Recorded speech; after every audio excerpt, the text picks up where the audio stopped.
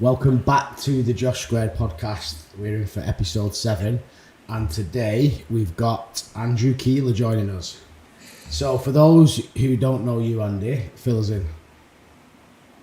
Well, I was a fitness coach for 17 years, all the way from January 2005 up to March 22. Competed in bodybuilding through that same time frame. No, up to 2019 was the last time I competed, when we did the British. We did it together, yeah. When that fucking security guard kept telling us to move because we were leg against the wall. If there's a fire, you're going to be a fire hazard. Like, mate, if there's a fire, we're going to fucking move first. Anyway, and then in March 22, I shifted from fitness coaching over to life coaching full time because I've been doing that since 2014. And then started 2 different school communities, one that was all about identity, mentality, that sort of thing, and psychology of coaching. And I've recently made the decision to shut Identity Alchemy so that I could just put all of my focus into the psychology of coaching, because that is dedicated to fitness coaches, teaching them how to understand client psychology. Because out of everything that coaches these days can do and can't do, that is something that the vast majority of the industry are fucking terrible at. Yeah, and this is one of the reasons why I wanted to get you on, because all 3 of us understand how important that is. Yeah, you know, I think equally, if not as important as all the nutrition side of things, all the programming side of things. It's definitely becoming more apparent the need for it. That's for sure. Mm-hmm. I think it's just the ever-growing stress of the world, isn't it? Nothing is slowing.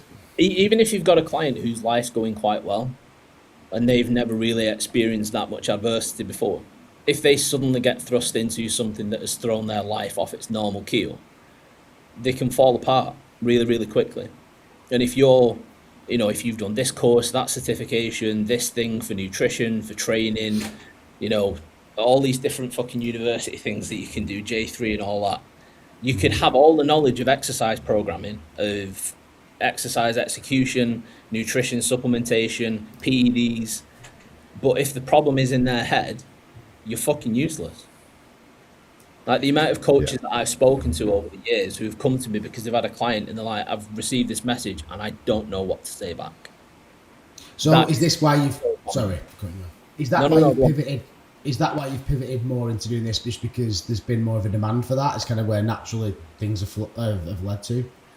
So as an open market. Yeah, so I've recently got a new mentor. So I've not had one for years and years. And I just finally got to the point where I was just like, I just want to give somebody else the reins so they can go do that and I do the thing.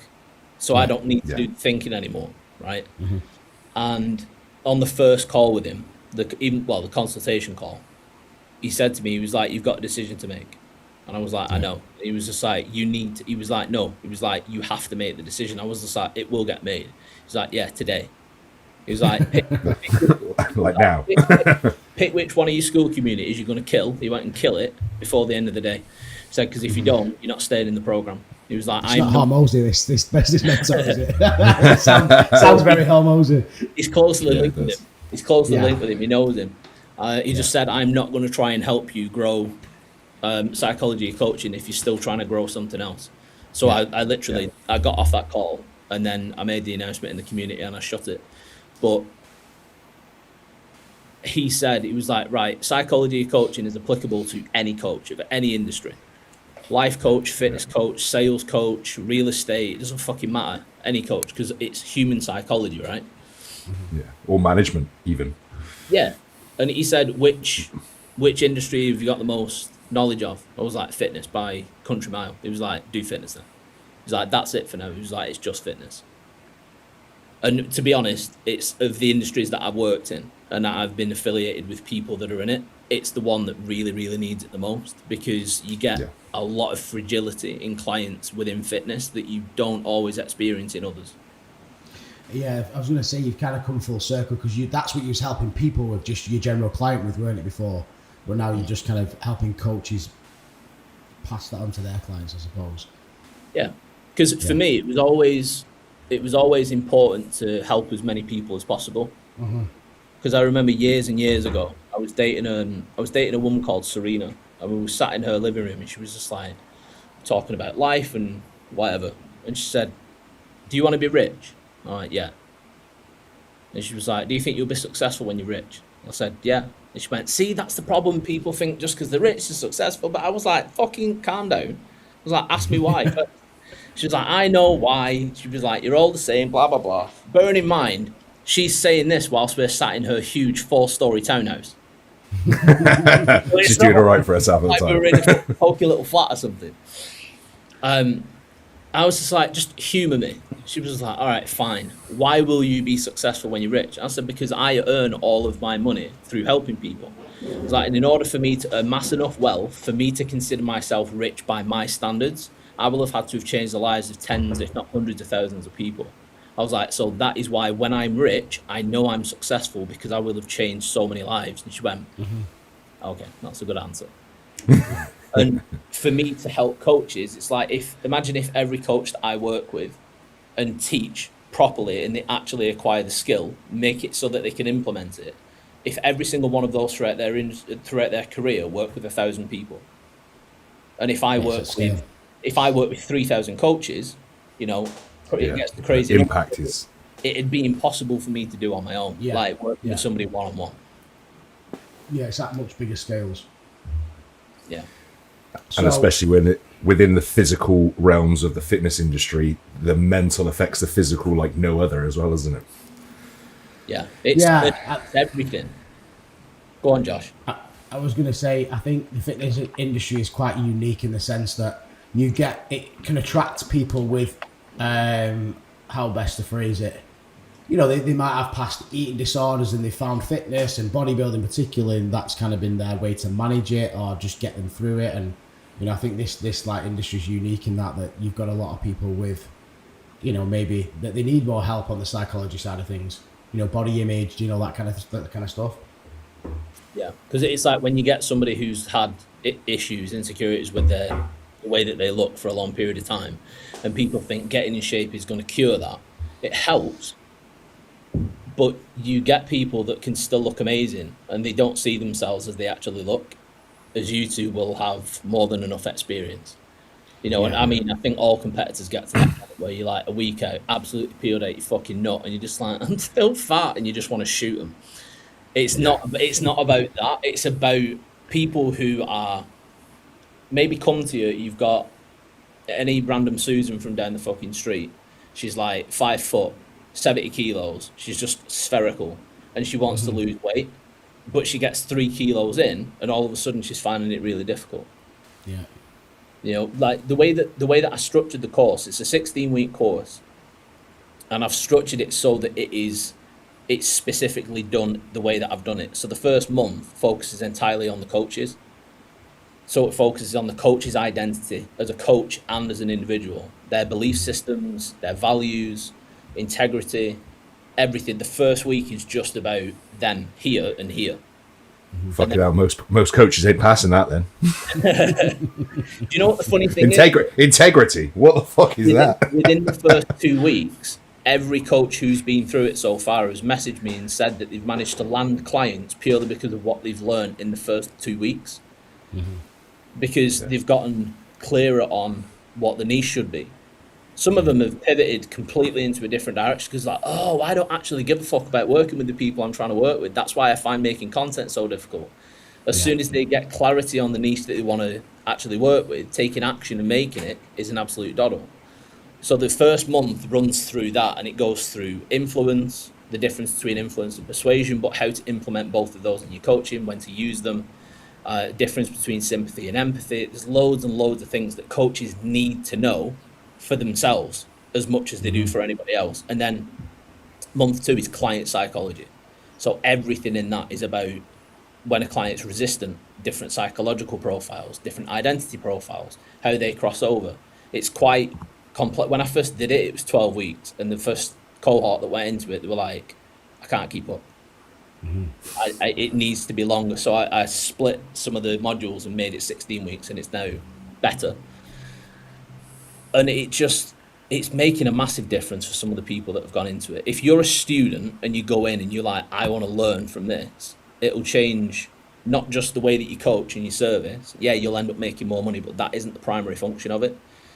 No. It changes your life because you learn communication skills. I've had people say that their relationships improved since they've gone in it. All sorts because it's of things. how you do anything is how you do everything, isn't it? In a sense of Yeah, because I've had a number of coaches go in and they're like, I didn't realise that I had no standards in life, within my service, or anything at all. I had no fucking standards. Nothing was defined at all. And as soon and as I think that's in modern day coaching is a big thing across the board, because I think because everyone's trying to make a successful coaching business, everyone's trying to thrive, everyone's trying to grow their business, everyone like this, and they make it so open to just anything and everything, because they're like, I just need to take clients. And like what you said earlier about niching down, sometimes niching down actually then sends your business onto that next level. But you think, oh God, if I narrow this down, I'm going to get only a select amount of people, and it's like that's going to affect my business. And it's like, so I need everyone. I'll take anything and everything.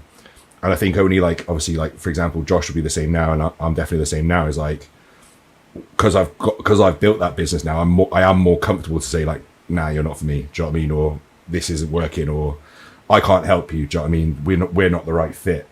But I think initially, especially with the ever-growing market of coaches, it becomes a toxic place, because like they'll sell their soul just to get a client. Do you know what I mean? Just to keep business going.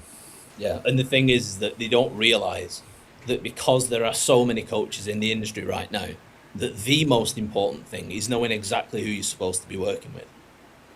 Because if you don't know exactly who your niche is, your content isn't going to speak to any one particular person. So the way that I say to people, most coaches are still obsessed with followers, with views, with likes and things like that. And you might end up with an audience of 20,000. You might end up with 30,000 followers, which looks great on paper. But if you've got 30,000 people that have ended up following you and you make 15 different topics of content, it might take another month for that person or that huge group of people who followed you because of that one banger reel to get another bit of that flavor. And they're going to need 20, 30, 40 bits of it before they've built anywhere near enough trust, rapport, any kind of goodwill to then actually reach out. So you end up with a massive crowd of people who never get engaged enough to want to sign up. Meanwhile, another coach who knows exactly who his niche is, there's people in your audience that every time they see his fucking face, he's speaking straight to them. Mm-hmm. Like, they're sat there and they're like, is this cunt been reading my diary? What the fuck's going on? Because everything is so on point, because every single piece of content is niche specific. And niche isn't just male or female or between this age range or a busy professional, which I've never in my entire life ever heard anybody say that they are a busy fucking professional. But it's like you get people that make these abstract niches, like that girl who's like, if you're a lesbian who's trying to grow your deltoids and you're still doing that.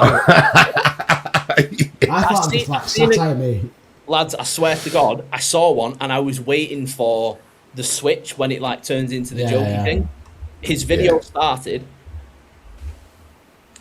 If you're a Formula One racing fan who wants to lose, and I was like, oh, this is going to be like proper banter, and it was completely serious. And I clicked on his profile, not a fucking mention of Formula One anywhere. I was like, what are you talking about, mate? Because most coaches in the fitness industry, any of you that are watching this right now, coaches, I know I can click on 99% of coaches' profiles, watch 10 reels, look at carousels, static images and stuff like that, and the topic will be different in the majority of them. So if somebody sees a reel that you've posted that's really on point for them, and then they think, oh, I'm going to have a look at the profile, and then they watch another one, it's about something different. And then they watch another and it's about something different, both from the one that they saw and the last one that they watched. They're going to go... Whereas when every single one they click on, picture, carousel, reel, voiceover, it doesn't matter. Everything's about the same thing. They're like, right, I need to follow this person. Mm-hmm. I'll give you an example. I had a guy message me on Saturday morning. He followed me on Friday at about 3 p.m. ish. messaged me Friday morning. He was like, since I followed you yesterday, all I've been doing is consuming your content. He was like, I've been on Instagram. He was like, I don't know how many of your videos I've watched. He was like, I've been on your YouTube and I've watched podcasts that you've done. I've watched the videos that you've posted yourself. I need to work with you. Mm-hmm. And I was just like, right, okay. Are you a fitness coach? He was like, no, I'm in high ticket sales. And I was just like, right. I was like, I closed my one-on-one at the end of last year. I said, the only people that I take on now, one-on-one, I've got a very small like allotment and it's very highly priced. And he was just like, that's fine. I need to work with you. And I was just like, well, if you're sure, I was like, but the way that it works now is you pay up front. You pay the first month as an installment and then the next 5 months. If we agree that we work well together after the first month, you pay the next 5 in a single payment. So the first one is $2,000 and then it's $10,000 for the 5 months. And he was just like, that's fine. And he signed up in less than a day. So when people are like, nobody's got any money, they do. It's just that if they don't feel like you can definitely help them, they're not going to give you anything. But he was like, I know for a fact that you can help me get beyond my problems. He was like, so I want to do it. Yeah, that's how understanding client psychology, it's so important if you want to be successful. How do you think, like, say, for example, like me, or even Josh, because me and Josh are pretty similar mindset. That's why we are in the same business together and everything, and why Josh took me on. We both like a lifestyle client. We both like to coach competitors.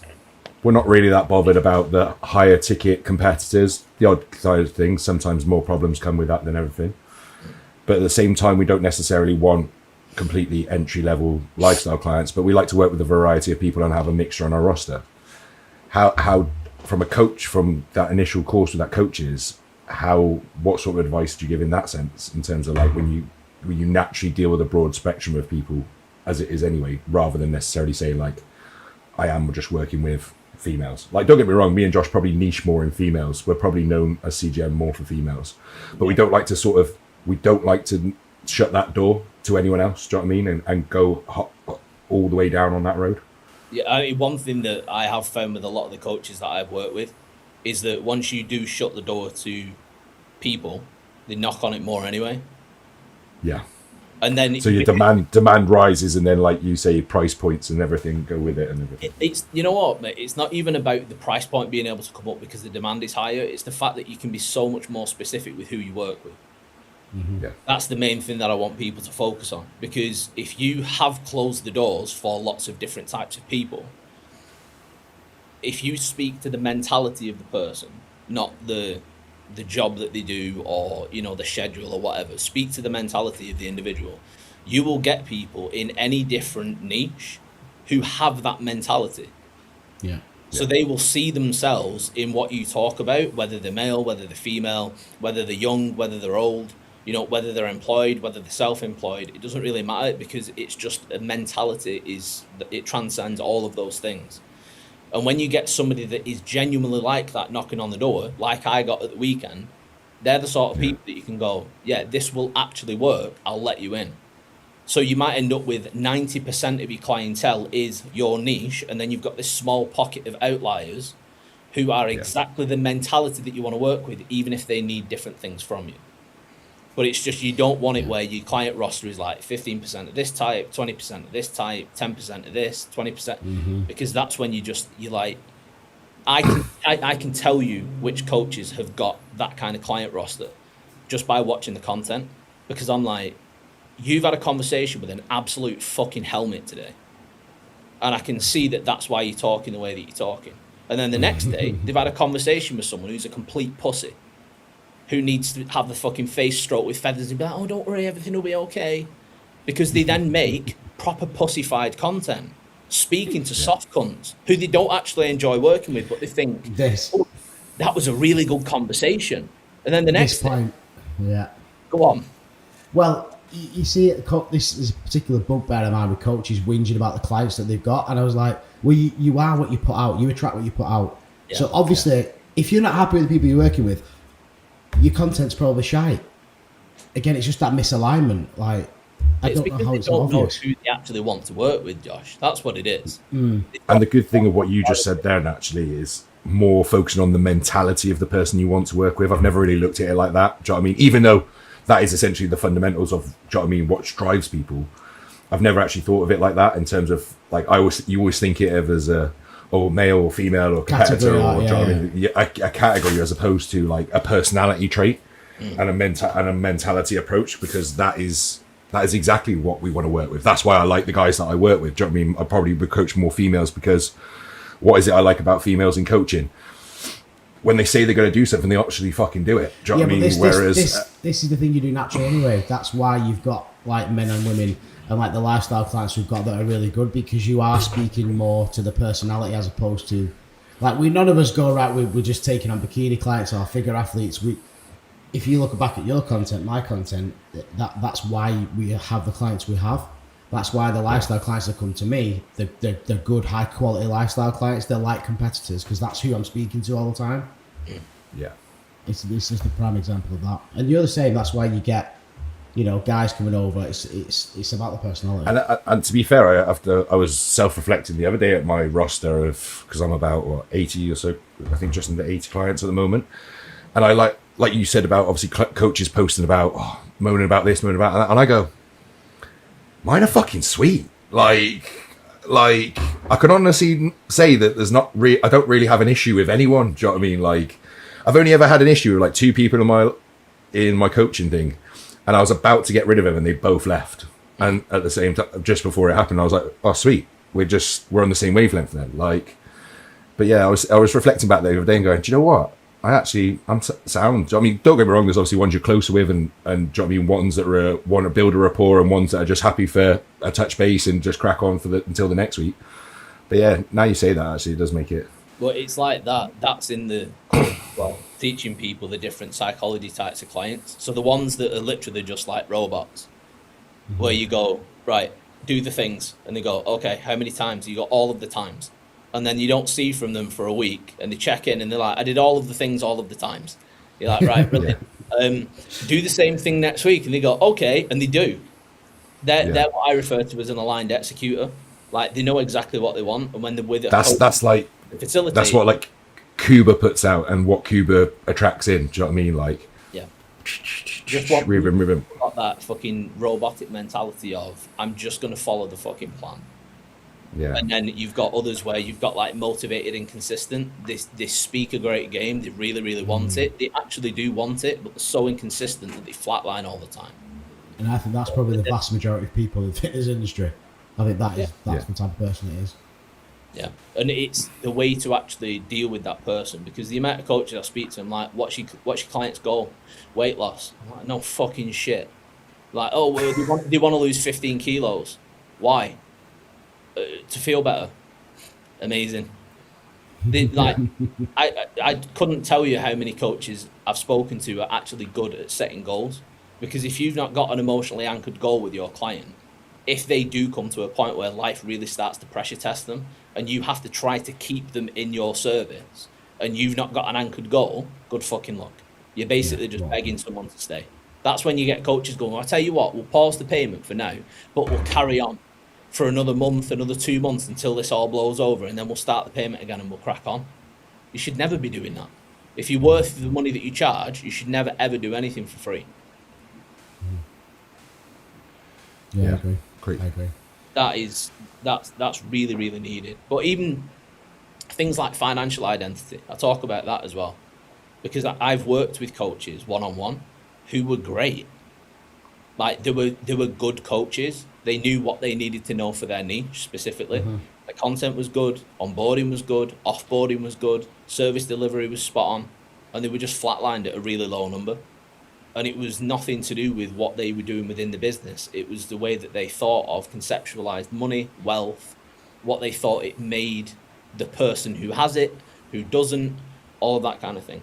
Because most people who've never done the work carry in belief systems that they didn't decide. It's things that you had imposed upon you when you were a child. You know, the way that you put money, things like that. And it's, I suppose, like, I've always sort of grown up not with money and things like that. So it's like, even like when I've put my prices up over the last like couple of years, like I've always been a bit like, oh shit. And like, obviously recently for me, I've gone VAT registered. So like I'm going, oh shit, my business, for let's say I'm going to have to put 20% on and everyone less. And then like a load of my clients going, oh, well done, mate. You've hit the VAT register. That means obviously business is going well. Do you know what I mean? From that side of things. And I'm looking at it as like an absolute panic. And they're going, oh, mate, it sounds like business is going really well. Like, get it, mate. I completely understand. Do you know what I mean? From that side of things. Like, here's what it is. Like, but also before the VAT side of things, when I have put my prices up, it's like people then took me more seriously because I've charged more. And that's like such a backward concept. It's like, but you could have had me 2 years ago at a way cheaper price. But it's like, but now you believe in me because I'm now charging X, Y, Z. Do you know what I mean? You see people talk about that and you think, nah, it doesn't work like that. It does. What were you going to say then, Joe? I was going to say, let's touch on identity, because that's one of the topics I wanted to go into a bit more, because I think this is a big thing, especially in like the fitness industry. But the growing up with, around a certain environment and money and stuff like that. And when I started PT, I come and moved down to Wilmslow from Oldham, and I went round to someone's house and I was like, fucking hell, it's a big gaff this. I was dead young at this time, about 24 or something like that. And obviously the company we worked for was like, these are your prices, this is what you tell the client, it's going to be this for 3 sessions, this for 4 sessions, this for 5 sessions a month. And I was like, right, 5 sessions, it was about 1,500 quid a month. And I was like, no one's going to pay me that. Everyone. Every client I had was 4 or 5 a week. Yeah. And it's like, that just opens your eyes, like, wow. Because if you've never been around that, you just don't understand. You think of everything that's in your environment that you've grown up with, not realizing that there's billions of people in the world and there's quite a lot of people with a lot more fucking cash. Yeah, but again, it's like they value that more. They're all like, middle-aged men that are, the health has now become a priority after they've spent 20 odd years blasting themselves, getting pissed every weekend, high-stress jobs, and, it's just the importance of how important a goal is to you, I suppose, which goes back to what Andy said about, anchoring that goal down. But yeah, identity, let's touch on that, because I think from like if you're a fitness coach or you're a competitor client, like identity is such a big thing, the self-belief systems. And we had our posing seminar thing that we're doing, trying to obviously give free back and everything like that. And that was actually something that I talked about at the start of the topic of conversation before they get on to like giving posing advice and tanning and whatever. I wanted to talk a bit more about the broader spectrum of bodybuilding.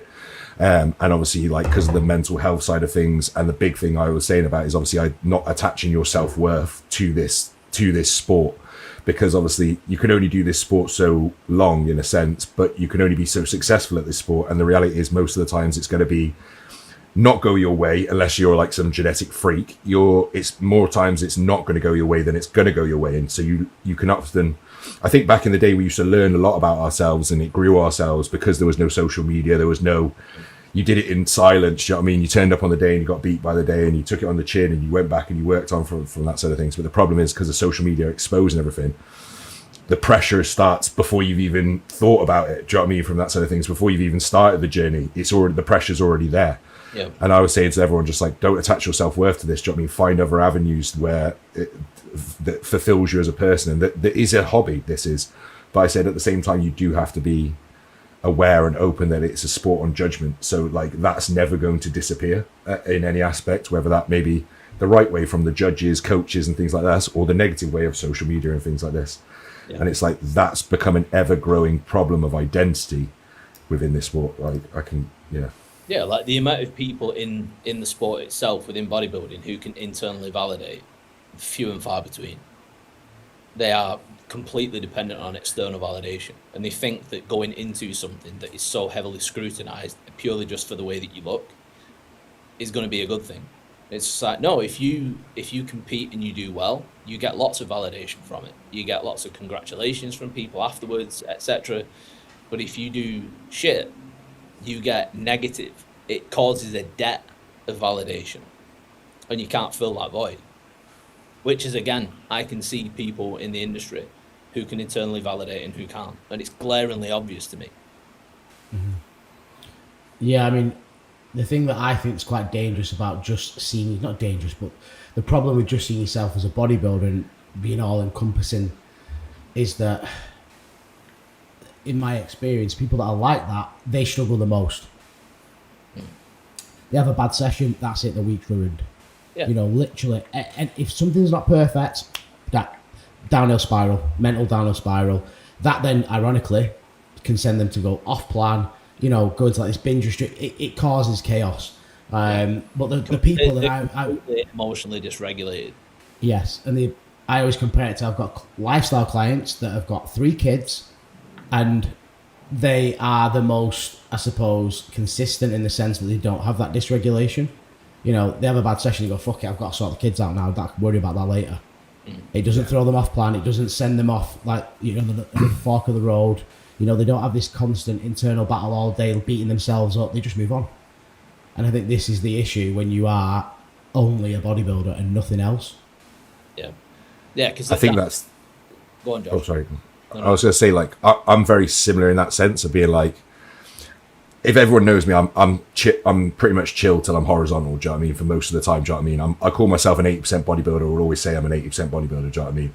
I enjoy bodybuilding because I'm an 80% bodybuilder, but I also think that is what holds me back from probably, obviously, ever reaching my potential, but at the same time, I accept that trade-off because I find the balance of everything. Like, I enjoy it, so it never takes the love of me.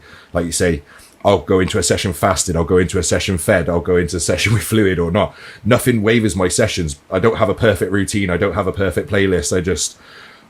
But my why, but then means that when it comes to bodybuilding, at times my why is not strong enough, and then external things will be like, oh well, I'm not going to, do you know what I mean? I'm not going to do that, do you know what I mean? Or something like that. So because I then don't feel like it takes me over to that edge, but at the same time, I get a lot of success to a level I'm happy with. So it's like I was talking to Jack Kinsley Clough because he recently did a post as sort of just taking a little bit of a step back from bodybuilding, just having a bit of a month of just chill because he's been so regimented. Tim's been coaching him and everything like this, and he was just like, "There's more to life." Do you know what I mean? He's like, "I can still be a really good bodybuilder and go hard and then pull back and stuff like this." And that's what I think people struggle to do at the same time to enjoy life, because it's like, for majority of everyone, you're not going to make a living from this. I don't think majority of people ever will. And it being a hobby, it's a case of you really have to weigh up that big picture of what you're going to trade. Because like what Josh always says, life is about trade-offs. It's not about choices. Life's about trade-offs. So it's like, what are you choosing for in the space of something else? And it's like, well, am I going to be bothered about being the best bodybuilder I can be if it's not going to put me to the Olympia stage? It's not going to make me Mr. O because of my genetic capabilities. Can I be an IFBB pro? Yes. Can I do fairly well? Yes. But then through the years, it all mean like, no, I'm going out for that meal with the missus. Do you know what I mean? I'm going to go have a few beers with the lads. Do you know what I mean? I'm going to miss that meal. I'm going to miss that training session. But the bigger picture means I then actually stay on the course longer and actually then end up getting more out. Like what you said is like, people do go up and then they flatline. And then I feel like I keep myself on the just above that level just to keep moving forward, essentially. Yeah. I mean, you mentioned sometimes your why isn't strong enough. Yeah. That's the problem with most people, is that it's not that their why is the thing that drives them. Like the people that are what I refer to as a single cell identity, they're a bodybuilder and fuck all else. Yeah. You know, and I've never, to this day, I've worked with thousands and thousands of people in the 22 years I've been coaching. Actually thousands. Not like these fucking online coaches who've been coaching. 50K a day. Thousands of people. How? How the fuck have you done that in 3 years? I've actually worked with thousands of people, and I have never worked with a single person who was a single cell identity who wasn't fucking miserable. Yeah. Because you cannot be one-dimensional as what we are. We are supposed to have layer upon layer upon layer to our identity. And somebody who's like, I am the best bodybuilder in the world. It's like, you're not though. Like real talk, you're a fucking nobody. Mm-hmm. You're a nobody in bodybuilding. You might have Road to Pro in your bio, and you might have a Road to Pro YouTube series, even though you've been fucking training for 9 months. But you're a fucking nobody. And you're a nobody in every other area of your life as well, because you don't have anything else in life. That's why they get so bent out of shape when they don't have a great session, because they've got nothing else to do when they leave the gym but sit at home, roast, marinating over the bad session. And it just depletes any validation that they've got at that moment. And then they start reaching out, they start fishing for some kind of validation on social media. And it's just a fucking vicious cycle. Like, you need more in life. You need multiple whys. Because it's like, for me, thing that's driven me to where I am now and what is going to continue driving me to where I'm going has always been providing for the kids. Because like 10, 11 years ago, I had fuck all. You know, it was only, I think it was 2015 when I walked into Asda with my last £12. I was £148 over my overdraft, thousands of pounds worth of debt that my ex-wife had run up for me when I left her. Really appreciated that. My fuel light came on in the car as I pulled into the parent and child space, and I left with 1 bag of shopping, 3 children, and no money to my name at all. That's where I was 11 years ago. And everything that I've done has always been centered around making sure that their quality of life was as good as possible. At the moment, I've really focused a lot more on my health, because for the last 2 years, as Josh will tell you, I've been a fucking lazy bastard. I would go to the gym twice a week, and one of those sessions, I'd be working on my phone the whole time. And Well, the trade-offs again. You are? There's the trade-offs again, though. Business gets better, something suffers. Then you have to start. And then you sort of, yeah. Well, it for me, it got to the point where it was like fait accompli. It was like, no, you have to focus on your health now. You don't have a fucking choice anymore. Yeah. Because when I was little, I used to get chronic nosebleeds. Like my nose would burst suddenly and it'd pour for about half an hour, and that started happening again. And I was just like, well, this isn't fucking good. Anyway, it went on for a while, but it was just gradually getting worse and worse to the point where I'd hemorrhage for like an hour sometimes. Went to the hospital, saw the consultant, found out I had some very rare fucking infection inside my nose. Like the skin on the inside of my nose looked like fucking roads of Britain, just fucking potholes everywhere. And that's why it was rupturing so consistently. Fixed that, and then I was sat at my desk working one night, and I just felt all this fucking pressure in my neck. And I was just like, what the fuck is that? Like both sides, but it felt like somebody was just pumping air into my neck. I was like, fucking hell, this don't feel good. And my shoes, my feet felt like they were filling my shoes. My shoes felt tight against my feet. So I went through to my bedroom, got my blood pressure cuff, put it on, waits for it. And it took fucking ages as well. I was like, this is good. Looked at it, I was like, well, that can't be right. Let's do it again. I waited, and it did it. I was just like, I hope that's not right. Let's do it. Third time's a charm. Checked. It was 166 over 115 with a resting heart rate of 93. I was like, oh right, okay. So I started getting my shit together, because then I was like, I'm not being a good role model for my kids. Because, yeah, I've got the money, but you can't sacrifice your whole fucking life to build a business, to help other people, and sacrifice yourself. I've said to my clients more times than I can remember, stop setting yourself on fire to keep other people warm. In your personal life, in your professional life, anywhere. And that's exactly what I was doing. And now, my health's like fucking spot on. Let's see what my fitness app's telling me. Fucking optimization. The Aura Ring. I got the Hume strap thing, kind of like the It was like 150 quid. There's no subscription. That's good. How's it been as well? Because people say it's quite good. Yeah, it's spot on. So blood pressure at the moment, as I'm sat right here, is 122 over 71. Decent. And I got like the usual sleep that I tend to get every night. Yeah, you're fucking nocturnal animal, you. I'm sure you're part vampire. No, you know what? If I sleep for like 7 hours, I'm an absolute bag of shit. Mate, and people do exist of that caliber of that some seem to function on 4.5. It's a rare, but it's definitely a thing. It's definitely not me. It's definitely not me. I'm horrible. If I had that sleep, I'd be horrible.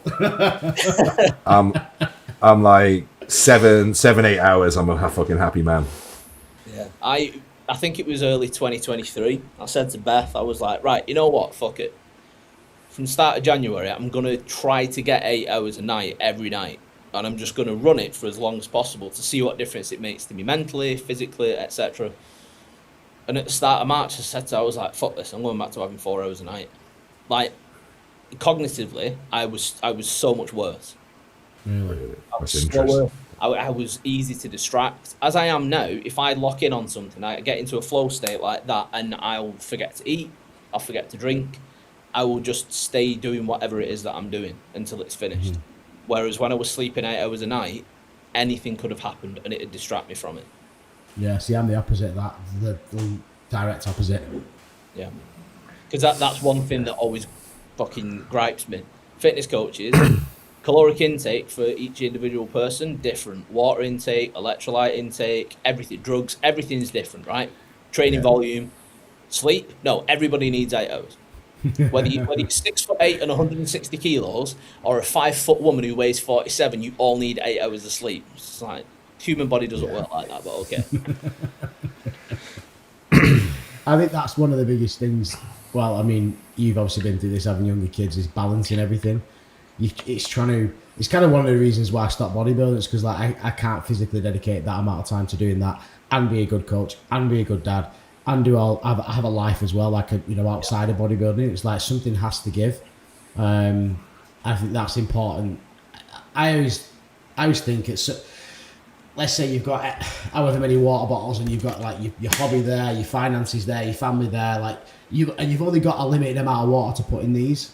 At some point, some are going to get emptier, some are going to get fuller, or you evenly distribute across, the 4 or 5 water bottles, whatever you want to call it. And I think at certain stages, you just have to prioritize other things and potentially let other things not slip, but spend less time doing them. And again, it's just about the trade-off. So. A lot of the time as well, you just need to accept that isn't who you are anymore. Yeah. So when you decided that you were going to start bodybuilding, that didn't cause any kind of rift in your life, did it? Well, this is going back to identity. Like it literally didn't change anything in my life. I still trained as normal, but because I've got coaching, I've got the kids, I've got friends, I've got all this other stuff, it was like, all right, well, that's gone now, so I can just put more time into these things now. It's fine. Yeah. Because sorry, go on. Go on. I was just going to say, you see this a lot on social media when people start bodybuilding. They then bash it to fuck. They hate it. You can see they're having a complete breakdown. Their identity. They don't know what their identity is. Yeah, because they've not got anything else to them. Yeah. No. So that is a visual representation of identity purgatory. Mm-hmm. So that's the way I teach it is you've got, imagine that there's a glass orb that's full of light here. That's your identity, who you are right now, right? And then you've got the void in the middle, and then you've got another glass orb that's got nothing in it. Mm-hmm. When this new glass orb shows up, that's because you've gotten to the point that you've outgrown your current identity in some way. It's for us to figure out in what way. But whether you think it, like it, whatever, it's just the way that it is. When you feel that you're being drawn to something else, you're supposed to start changing. But the light that is in the identity that you've got now, it doesn't just go and transfer across, it bleeds across. Yeah. Once it attaches, the majority of you ends up in the middle, and you're completely shapeless. So whenever you feel lost in life and you're a bit like, why does shit that I used to really enjoy doing not hit the spot anymore? And why do I feel like I want to do something that I've never had any interest in before? There's people that I've been friends with, I've been like that with for years, and now I don't really want to speak to them anymore. I just feel completely disconnected from them. You started connecting with somebody new, and they're not like anybody that you've spoken to before, but you've got a real bond with them really early on. Yeah. That's you changing. That's you transitioning from one identity to the next. Not like fucking... she and all that. We're keeping our bollocks, but we're just... So, some people do, mate. Some people do. what those people that you use the example of, what they've done is they've left the identity either because they needed to or because it was just too uncomfortable for them. They've gone into purgatory, lost the shit, and then what a lot of people do, because they're too scared to make that transition, to make the decisions that are necessary to move over to the new identity, they revert back to type and they just go back to their old identity and force themselves to fucking be happy in it. And they never are. But because the prospect of a new identity, a new life, everything that can change off the back of that decision is so scary because of like, it's all unknown. Like, I'd rather be in a familiar discomfort than an unfamiliar discomfort. Yeah.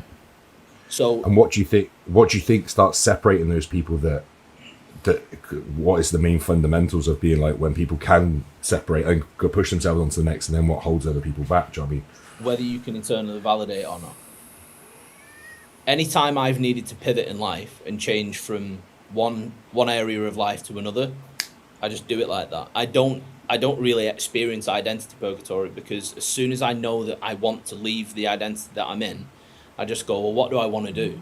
And once I've got it clear, I make the decision and I just change. It was like through COVID, I went from about 80, 90 clients.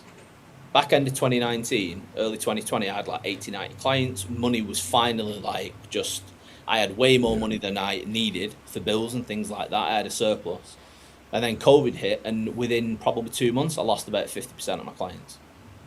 Yeah. Now, the remaining clients stayed for the duration, and it was like ebbs and flows. Some people dropped off, new people started, but it never really got out of the kind of 30 to 40 range. Yeah. But even that money was enough to cover everything that I needed. So it was quite a fucking chill time. Me and Josh spent most of our time playing Warzone, didn't we? Oh yes, good times. Fucking good times that. But good times. When I came out of it after the last lockdown in 2021, I pushed back up, got to like 90, 100 clients, and it was the end of 2021. I was like, I don't want to do this anymore. Yeah. Like, I'd have some clients that would be like, oh, well, it's really hard. I'd be like, well, just be fat then. Like, I don't want to be fat. Fucking diet then. I think COVID did a lot of good for a lot of people and a lot of bad for a lot of people, because I think like it wasn't really a bad experience for me. Like, one, I was in between jobs at the council, so they couldn't train me up to be the new job, and I was handed all my work over for the other. So I was just attending a few meetings. So I basically got to like walk around the Forest of Dean for like most of the day, walk the dog and stuff like that. But then I think it cut all the bullshit out of life. Do you know what I mean? Because you couldn't do things, couldn't do that. All the materialistic things got sort of taken away from you. You're in your house. You got stripped back to sort of World War II type sort of shit. And everyone seemed to be a lot more peace in a lot of senses with it, because it was just like, it just cut all the nonsense from life, and everything just like calmed down. Like you just said then, you're like, I went down to 40 odd clients, and I just thought, yeah, that covers everything that I need from life. Do you know what I mean? And it's like, I'm not worrying about the clients because it's out of my control right now. And you're sort of at peace with it, and you're like, yeah, sweet, I'm good. Do you know what I mean? I'm good. Like, I mean, I've always said like more money, more blood. Do you know what I mean? In a lot of senses. Do you know what I mean? And it's like, yeah, I mean, like the way that my life is now is infinitely better than it was at that point with 40 clients. And I would never choose to go back to that from where I am now, because I know most people have got this kind of mentality that money doesn't buy happiness. And I'm just like, you just don't have any idea what to do with it. Yeah, it definitely buys you. It takes away stress. That's for sure. Yeah, exactly. It's like from fucking Wolf of Wall Street. I've been a rich man and I've been a poor man, and I choose rich every fucking time. Well, I have, and I would choose being rich every fucking time as well, because I know what it feels like being poor with 3 kids to look after. It's the fucking worst thing ever. Yeah. Like, people talk about failure all the time. Oh, I've got a fear of failure. You don't fucking know what failure is. I seen somebody sent me some fucking fitness coach's post. He lives over in Dubai or whatever, and he posted yesterday or whenever about his struggles. And I flicked through the carousel. I was like, if this shit is the worst that you've ever struggled in your life, you are privileged, like crazy privileged. Mm-hmm. I'd love for those struggles to have been my struggles. Yeah, I was having this conversation with Luce, my missus, because she reacts to things probably on the extreme level. And it's like, whereas I've like, my parents have gone bankrupt, used my bank account as their own personal bank account put me in overdraft of debt, nearly lose my mum from pulmonary embolisms. So like the shit like that, like I don't sweat the small stuff or the medium stuff. It'd have to be really fucking bad for me to like be like this. So we react completely differently because I've experienced those things, and like, and she's always been sheltered from anything that sort of happened in her life with her parents or anything. Like if her parents got into debt, she just found out recently they were in debt when she was little and stuff like that. They've just shadowed her, but it hasn't done her any favors into the actual real world. Whereas like when you go through those hard times, this comes back to perspective as well, though, doesn't it? It's like, because that is the only hard thing that's happened to someone, that is the hardest thing in the world to them. Like, because they've not experienced anything else. It's perspective. And again, going back to, let's say, competitors, you know, somebody that like misses out on a pro card, like you forget that 5 years ago you would have killed to look as good as you do now and be on the cusp of a pro card. but you lose that perspective. Human beings, again, going back to money, like we always set the bar higher. That's what we do. Like we get to somewhere, go, right, that's fine. You don't really acknowledge it, and you don't take on board like how well you've done to get there and things like that. You just move on to the next, the next, and next. And this is something that I think a lot of competitors struggle with as well. And maybe linking that back to social media, because the bar is perceivably higher, because all you're seeing is people's highlight reel, the overall wins, the class wins, the pro cards. Like that's what everyone thinks the bar is now. And I think it's just human nature, like to. I would say this to one of my clients the other day, because he's a 18-year-old young bodybuilder, natural, getting into it. He constantly asking me questions. Is he doing good enough? Am I doing good enough? Am I progressing at a good rate? There's this. And I was like, I said to him, I turned around and said, you've got an absolute skewed conception of what is reality because of social media. Like, if you could niche down every post you look at and say, right, who's an 18-year-old, which one of you are all 18-year-old people that have been training for this X right along and a natural, do you know what I mean, and have this level of genetics? You'd niche it down to a very small amount of posts, but because everyone draws to the, oh, who's that natural freak that won the overall on that show, or who's that? Oh, do you know they've only been like me and Josh saying the other day, like the classic dude that's just won his pro card in the first season. It's like 9 months ago he didn't know what bodybuilding was, and he's just won a pro card in that, and it's like people think that that's the standard. It's like, no, that's still the absolute like myth that happens. Do you know what I mean? Like, but the problem is the conception of everything is like everything's a highlight reel, not a reality reel. Yeah, I think the thing that a lot of people do far too often, well, the way I explain it is we've got two realities. You've got your objective reality and you've got your imagined reality.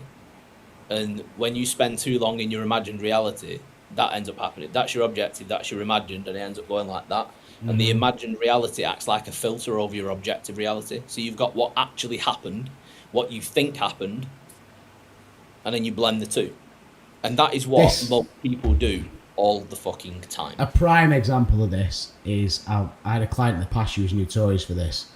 A check-in would start with, I've not lost any weight this week. Okay, right, well, and what she'd actually done is lost a kilo, but her perception, she thought a kilo wasn't enough. So it wasn't, it went to the extreme. It was like, I haven't lost any weight. I was like, are you all right in the head? Can you read? I was like, a kilo. Bear in mind, you're like 5'3", something like that. Like, as a percent of your body weight, it's massive. And you was losing that like a week. But again, that perceived reality was that's not enough. So, I've not lost weight. Yeah, it's crazy. With that's when I say to people, like, and again, this is something that I really, really fucking bang on about. The section about language and linguistics in the psychology of coaching program is long and it's really detailed because language is so important. Yeah. But that is something that I do not let any of my clients get away with at all. Absolutely no hyperbole. If you exaggerate, I'm going to fucking rinse you for it. Because it's like that. I've not lost any weight. Is that objectively true? No. No, it's not. My exact words. I've lost a kilo. Right. Why the fuck are you saying that you've not lost any weight then? Yeah. And it's like the depth of the articulation is like somebody says, again, coach says, I want to earn more money. Well, how much? Don't just say, I want to earn more money. You get one more client, you've got an extra 150 quid. Job done. Mm-hmm. It's why, like, when somebody says, right, I'm going to go to the gym after work, and they get to the gym, job done. Because all they said was, I'm going to go to the gym after work. Mm-hmm. Whereas if he said, I'm going to go to the gym after work, and I'm going to train my legs, and I'm going to train them so fucking hard that it makes driving home difficult. When they've actually pulled up and walked into the gym, they've not even started yet. Because the level of distinction that they've gone to is so much further down the line. They set a definitive that they need to meet in order for it to qualify that they've done what they said they were going to do. Again, it comes into standards. But as coaches, when you get coaches that they're like, oh, hyperbolic about everything that they say to a client, oh my God, you're doing so well, you're fucking smashing it. What does that mean? Show me an example of what smashing it means. How does somebody make sense of what the fuck that means? And you can't. And they go, I'm like, stop saying it. Give them feedback that actually means something. Something that is usable linguistically so that it makes sense. They can actually like mentally digest it and then use it. Because, oh yeah, I'm smashing it. But then you get people that, because the delivery was hyperbolic and they've been over reassured, they then start doing that dumb shit of, oh, I'm only supposed to have 50 grams of oats. Oh, a coach said I'm smashing it. I can get away with it. I'll have 60. Or I'll do this, or I'll put a bit of this in it. And then all of a sudden the next week, they're like, I've gained a kilo and I don't know why. Yeah. Because that's how easily people's minds just get influenced, which is, again, why I talk about influence and persuasion, because you get coaches that actually influence their clients out of being on plan. And they don't even realise they're doing it. It's like, well, the genetic freaks are usually the biggest pain in the arse and the ones that go off the plan the most because they can get away with it. Yeah. And everybody can get away with something to a point. Yeah. It's like women with steroids. You might do a first cycle and get away with it, but that bucket is now half full. And then they do the next one and they get away with it again, but the bucket is now full. So when they do the next cycle, it immediately overflows and all the side effects start. It's like, you got away with it for as long as you could get away with it, and you will never get away with it again. Doesn't matter what hormone you use, what dose or anything else. Virilization is your fucking life now. Deal with it. How big do you want your clit to be? Massive. So one of the things that I wanted to kind of touch on, because obviously you've had a lot of experience dealing with, specifically like people in the fitness industry, whether that be clients, coaches, competitors, is like, what would you say is at a macro level, let's say, like, what's the biggest thing that holds people back? Their inability to regulate their emotions, definitely. And the lack of specificity around their identity. Because the way I explain identity, we've got surface identity, lived identity, defensive identity, and then core identity. Now, your core identity it's like your lifelong identity. So from when you were a little kid, the lessons that you were taught by your parents, whether it was directly, whether it was through listening to them, observing them about finances, family, friends, politics, religion, etc. That's where your beliefs come from, your core identity. And then your surface identity is the version of you that you present to the world. That's the version of you that you want people to think of you as, and it's the version of you that you want to be.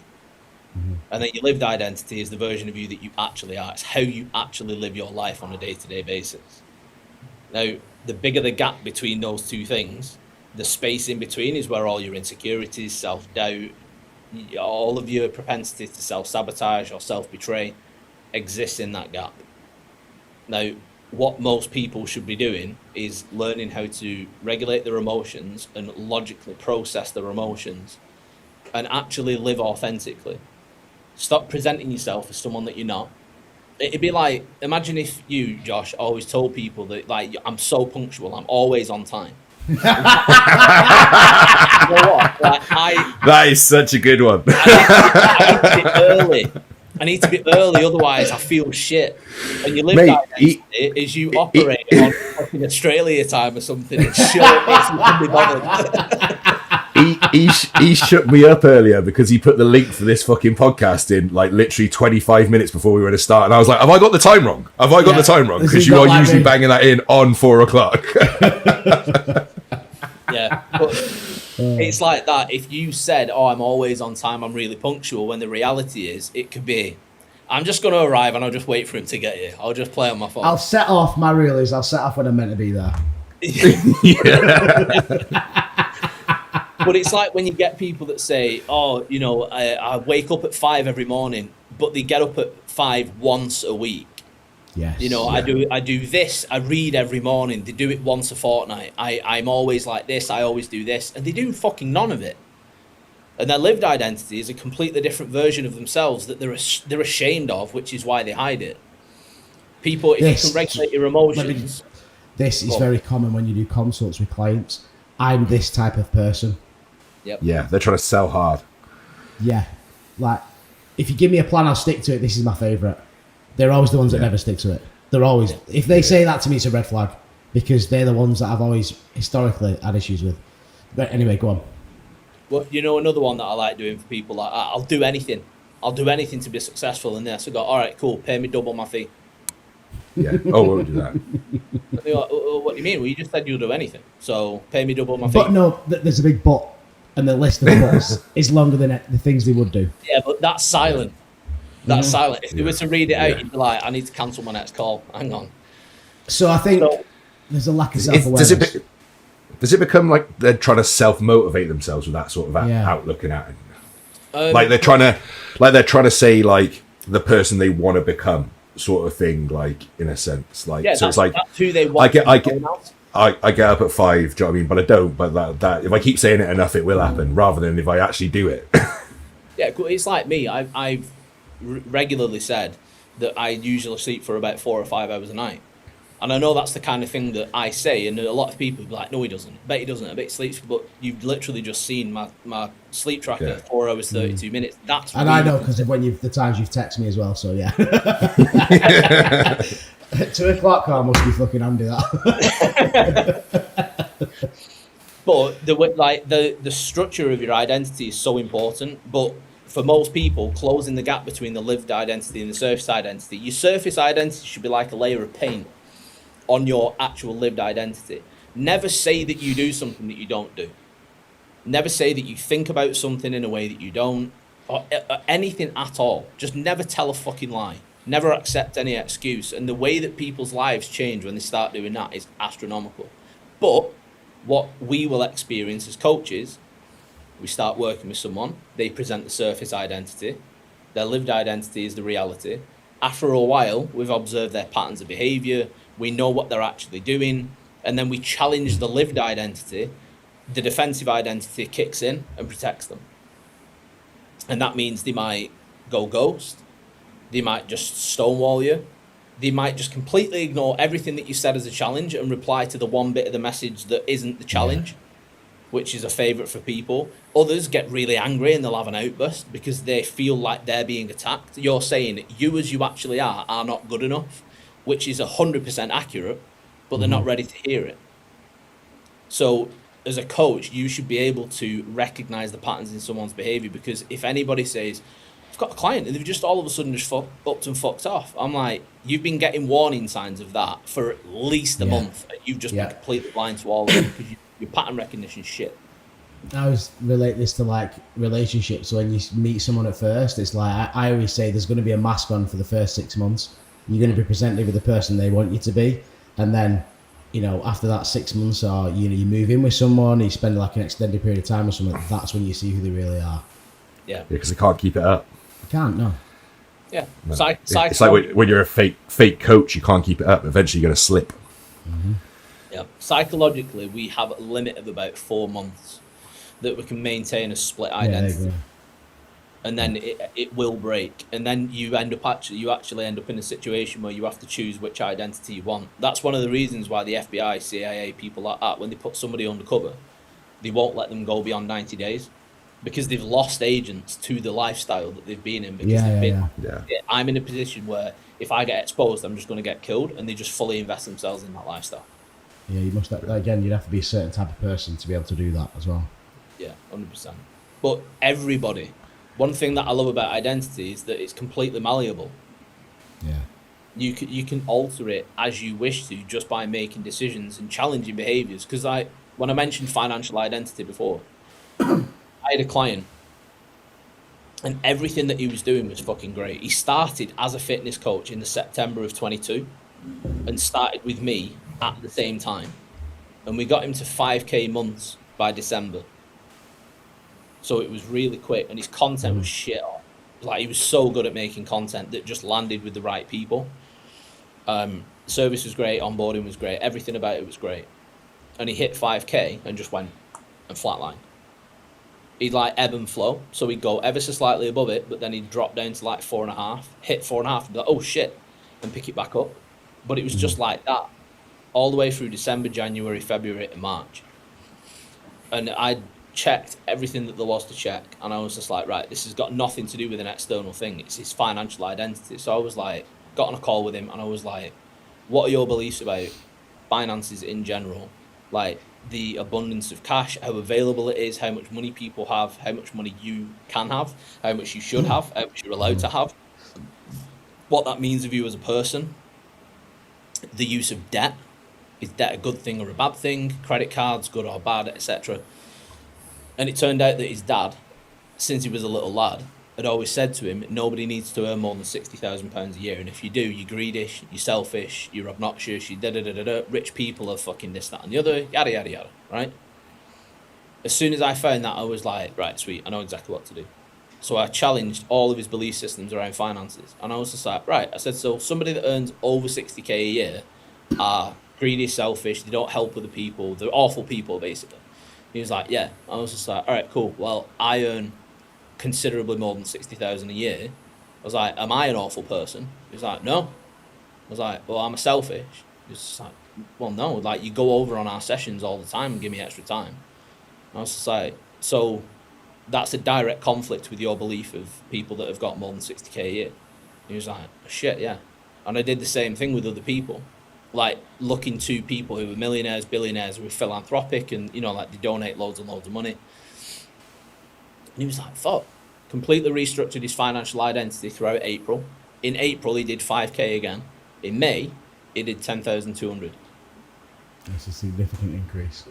Completely doubled it, and it continued to go up. He did like 10 2, 12 6, 15, 17 8, all the way up to his best month in 2023 was 28k. Mm-hmm. So what his previous ceiling was, he did in 2 months. And that was purely because of his financial identity. It was something, a mechanism that he had in his mind, he was just constantly sabotaging. So as he got to the threshold, he'd be like, right, I'm just going to make my response times to my clients way longer than they should be, or forget to reply to someone. If an inquiry came in, he'd ignore it. And then eventually clients would get pissed off and they'd start dropping off. And then when they dropped off, he'd start pushing it again and it'd come back up. Mm-hmm. And then as soon as all the guardrails were taken off, it just fucking scaled massively. And there'd be loads of people that is the issue. There's others that it'll be different things. Again, I can relate that straight away to, you know, dealing with competitors. It's the self-sabotage, the fuck it button. You know, they're almost doing so well and getting close to where they want to be, and they hit this same point, whether it be for 3-4 weeks out, they go, bang, I'm going to binge, I'm going to go off plan. Now, that isn't self-sabotage, that's self-betrayal. What would be the difference there? Explain Self-sabotage is an identity issue. Self-betrayal is an action issue, it's a choice. So self-sabotage is something that, say like you were busy as fuck. You had loads of people that you needed to do check-ins for, I don't know, like training reviews, yada, yada, the whole thing, right? Yeah. And right from the start of the day, you're like, right, I'm going to sit down and crack on with my check-ins. Oh, I'm just going to get a coffee first. You get up and you get a coffee, and it's like, actually, I'm pretty hungry. I'll make something to eat. While I'm eating, I'm just going to go and watch an episode of whatever. Mm-hmm. And then you watch one and you're like, oh, fuck, I'm going to watch the next one. I've got loads of time to do, you know, my check-ins and everything. And then that comes around and you're like, oh, I'll take the dogs for a walk. Because if they take it for a walk, they'll sleep, and then I won't be disturbed while I'm doing my check-in. Yeah. You do that all day long. And then you get to the end of the day and you're like, oh, I'm fucking knackered now. The work's going to be shit. I'll do it tomorrow. But then you get to the end of the day before you go into bed, and you're like, why the fuck have I done that? Why have I wasted the whole fucking day? And I've just excused everything. Why have I done that? That's self-sabotage. It's like you become aware of what you've done after the fact. Self-betrayal, you're sat there going, I should be working. I should be fucking working right now. I've got fucking loads of work to do and I'm really stressed about it. What's that new game I've got? And you know that you're doing it to yourself, but you continue to choose to do it. And it's not even like after the fact you beat yourself up for it. You're just like, oh, I'll make up for it tomorrow. So it's two different things, because if you've got a client who is self-betraying and you're trying to coach them through it as if it's self-sabotage, it's going to continue and continue and continue and continue because it's a completely different mechanism. Yeah, and it does. No matter what you say, they're going to keep doing it. But that's it. I think if it's one thing, and you know what to say, you know how to approach it, you can solve it like that. But if it's self-sabotage and you're trying to treat it with actions, you're not going to get anywhere. I think like one thing, like, and I'll hold my hand up with this as well, is like, especially when it comes to bodybuilding and dieting and prep and everything, is having to like feel a certain way to then correlate that to a bodybuilding prep. rather than the correlation to the bodybuilding prep is me dropping body fat, not feeling like fucking ass. Yeah. Like, and it's like, and I think obviously, especially in modern day bodybuilding, because we're not getting everyone into fat shits in fucking off season and things like this, and people are staying tighter and not putting on 10 kilos to take off, do you know what I mean? It's not putting 20 kilos off to take off 18. Things do get easier in a sense, do you know what I mean? Yes, okay, those last few weeks are always going to suck dick, do you know what I mean, when you get down to there, but like up until that point, it can now get a lot smoother, and obviously certain drugs and everything, and especially if you're assisted or something. And I think that's also now wavering people's mindsets because they've associated certain feelings rather than obviously what they're trying to actually achieve. Do you know what I mean? Especially going through a prep. It was hard, but that's what I loved about it, because it was hard, because I'm doing stuff that people aren't doing. Take away the hardness of it, and they're like, oh, this is I'm not as bought into this as I'm starting to waver a bit more now, and sort of like I'm losing my focus because it's not hard, because I'm not doubling down. A lot of that is because they want to put on a performance to show people how hard everything is that they're doing. Again, it's a way of validating themselves to other people. Like the amount of coaches who compete in bodybuilding and they spend all the time trying to appeal to other coaches is fucking ridiculous. It's like they want to be respected by their peers. It's just like you're producing content to try and get respect from people that are never going to fucking pay you. And in doing so, you're producing content where you're using language that the people that you should be helping won't fucking understand it. Mm-hmm. What are you doing? And it's like the way that is a good one. It's like the way that people train now. You can tell who only ever fucking trains hard when they film themselves, because they pull all those fucking stupid faces while they're training. Like it'll be the first rep and you get, why are you nodding? Why are you nodding? I've watched rep one.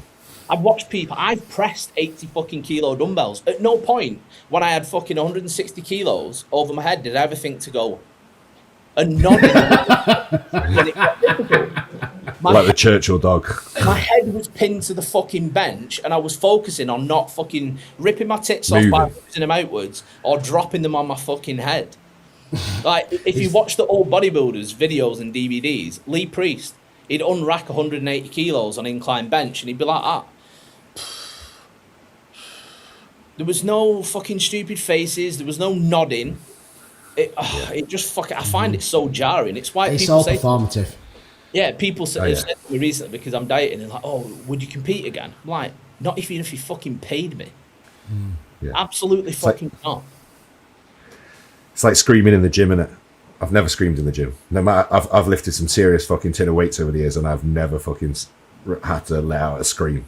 Not once has the urge fucking again. taken. Do you think that touches on the identity thing? These people, they want to portray this certain identity of being this hardcore bodybuilder, where they're not really that person, because they're often the ones that do fall apart when things get hard, and it's quite ironic, really.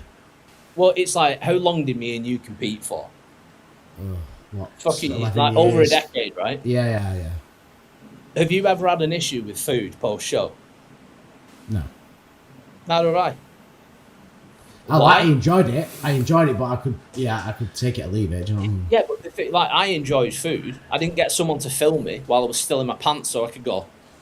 Oh yeah. Oh no. Performative. No, I'm never doing that. Never doing that. I just want to throw those people off a bridge. You fucking. But I've never had issues with food. I've never binged. I've never lost myself to bodybuilding, because I didn't do it to compete. When I stopped competing, I carried on bodybuilding. A lot of people only train because they want to compete, because they think it's going to give them something that they don't have, and it never does. That's why, like when you said earlier that they'll stop competing and then they just absolutely shit can the whole industry. Like, bodybuilding gave me an eating disorder. No, mate, you already had it.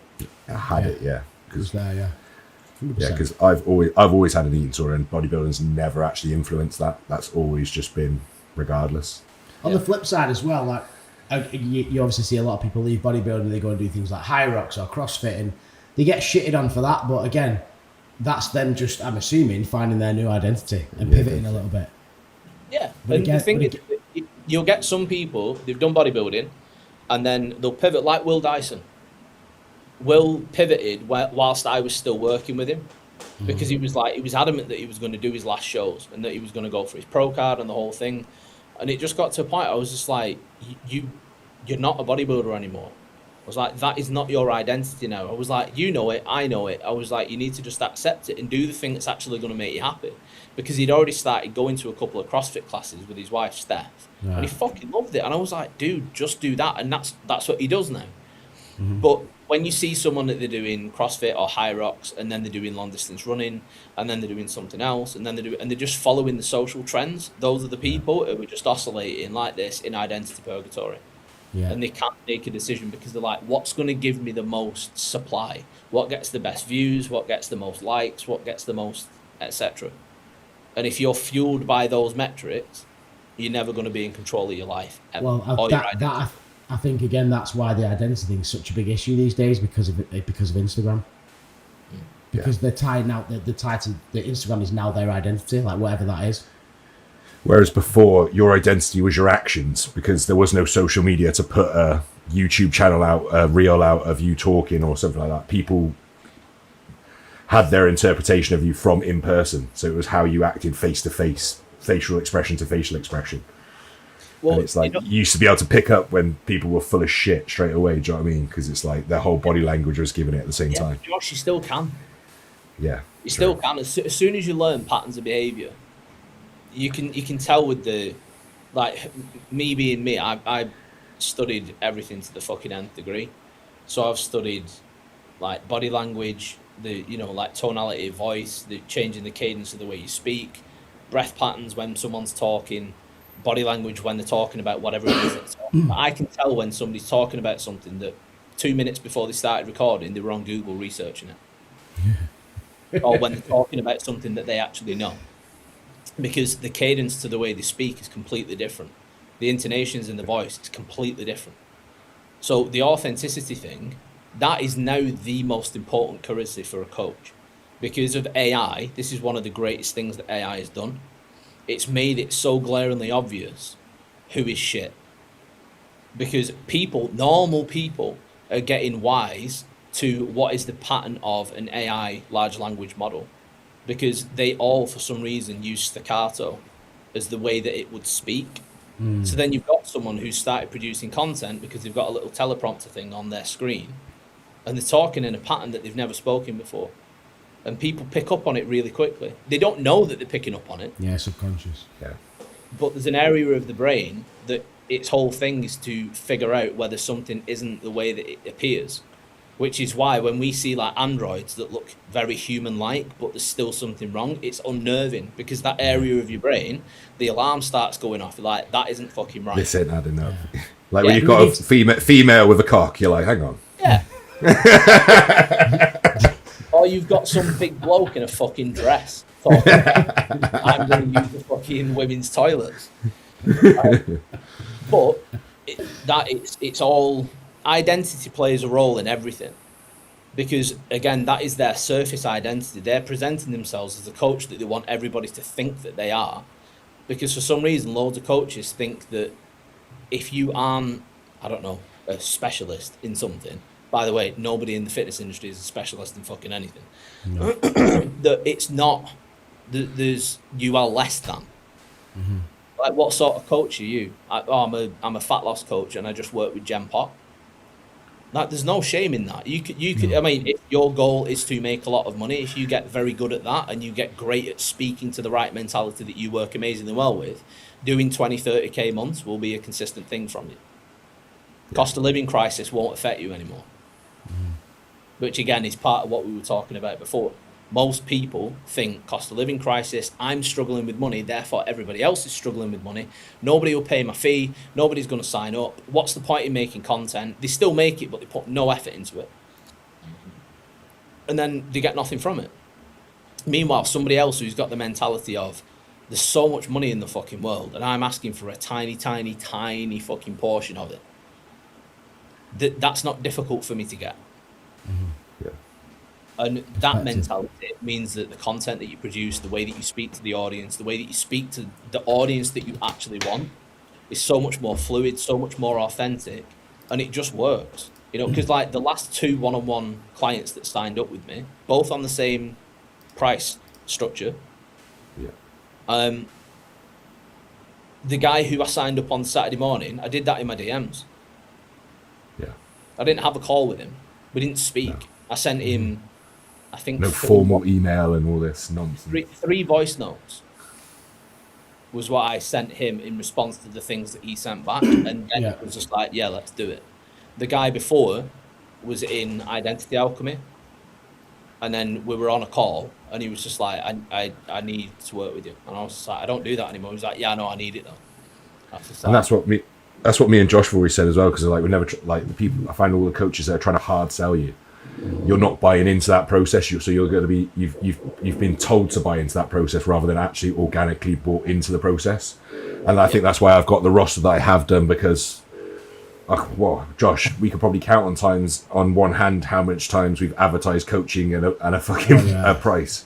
Yeah. Like in the years, like I don't have it at the bottom of every post saying coaching inquiries. You won't see it anywhere. Like the thing is, Josh, you've earned it. Yeah. You've earned it through time, through consistency. It's no different than anything else. If you want to get in shape, consistency, frequency, intensity, and time, that's the equation. If you want to be successful in business, consistency, frequency, intensity, and time, that's the equation. Everything's the same. But people That's try why I to would say, if you can be a good bodybuilder, you can be good at anything, because it requires all those things. Yeah, mate, that's what I said. That's what I said at the seminar. I was just like, the skills and attributes you will get from this will carry in you to make you a better human in a lot of senses as well in the real world. yeah, and that's why I harp on about emotional regulation so much, because there is no one thing that if you get really good at will change your life more and influence your entire life more than emotional regulation. Because almost every issue that you come up against as a coach is going to be due to your client's skill or lack of to regulate their emotions. Well, I say this to people all the time, like, when do you make the worst decisions? When you're being emotional. You make the worst. Let's just take, obviously, I work with a lot of females. When does their mindset and their ability to emotionally regulate get worse? Right before the menstrual cycle. And they know that, they're aware of that, because the next day or 2 days later they go, who was that person that was talking yesterday? I'm like, yeah. So don't make decisions based on that. Yeah. And especially when we're in a world full of hormone enhancement, that fucking really enhances that skewed outlook. Yeah. I mean, they have to deal with it. They have to deal with it, and we have to deal with it as well twice a month. In different ways. Because you get one type of mental before the menstrual cycle, and then you end up with them just completely feral for 2 days in the middle of the month. That's a bit easier to deal with, though. But emotional regulation improves everything. Yeah. Yeah, it is true. That stability. You get to a point with emotional regulation where I refer to it as real-time emotional regulation, because you can be in a situation with someone, having a conversation or an argument or whatever, and after the fact, when you've had time to come down and you've not even regulated your emotions, they've just dissipated, and then you're thinking objectively, you look back and you're like, fuck, why did I say that? Or you go, oh, I should have said that, and then I could have said this, and then this, and then this. When you get to the point where you're so good at regulating your emotions, it becomes real time. Somebody can say something to you and you can go, regulate your emotions and keep yourself at the level that you need to be so that you can be on point all the way through. It's like, you know, when you see certain people, people like Konstantin Kissing.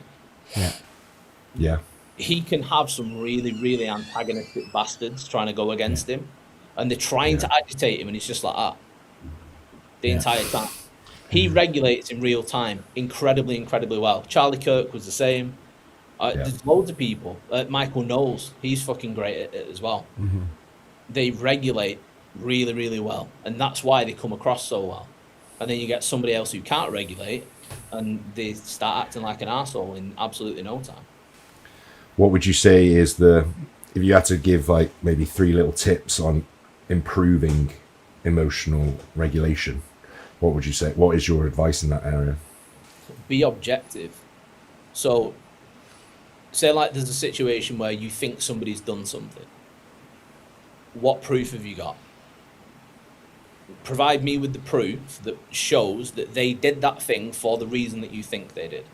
And if you can't provide it, then it's bullshit.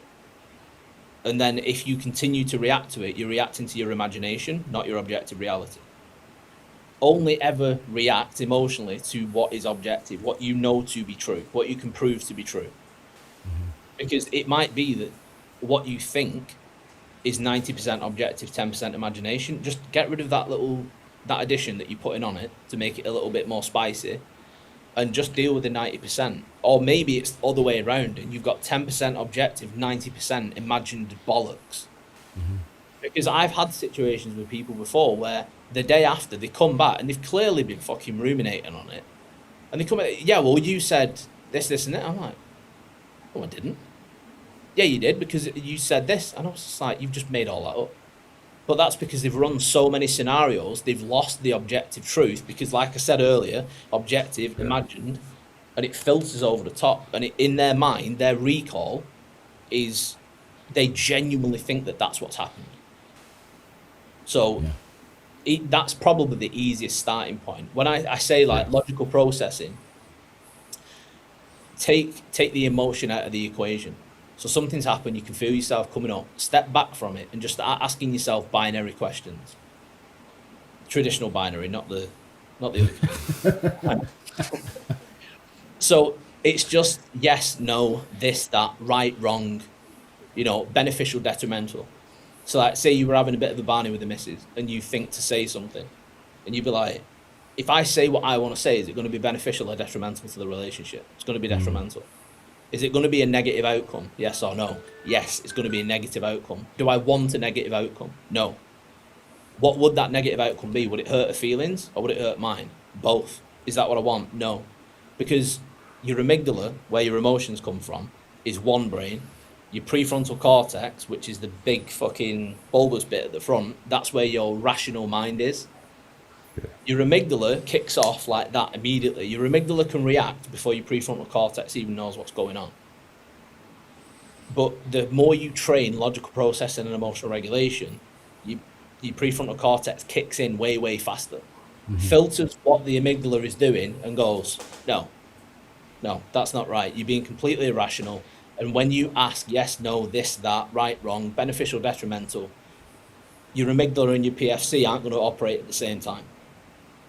And everybody who's over 25, your PFC is fully developed. So it can be, once trained, way stronger than your amygdala. So this, your little chimp, will sit down when you start answering rational questions. And it takes practice. It's no different than anything else. It's skill acquisition. But if you actually stick with it and you get good at it, you're like, fuck, I've got superpowers. Yeah. It's amazing. Yeah. Well, that was a Sweet good note to end on, I think. That was a good takeaway. Yeah. So where That can was people really find, interesting, mate. Where can people find you, Andy? Say that again. Where can people find you? Instagram, Andrew R. Keeler, and on school, Psychology of Coaching. In my bio on Instagram, I've actually got the link for my free community that is Psychology of Coaching free. So it's just, there's a 4-week course in that one where I cover some of the things that we've talked about, not as in depth, but people will gain loads from it.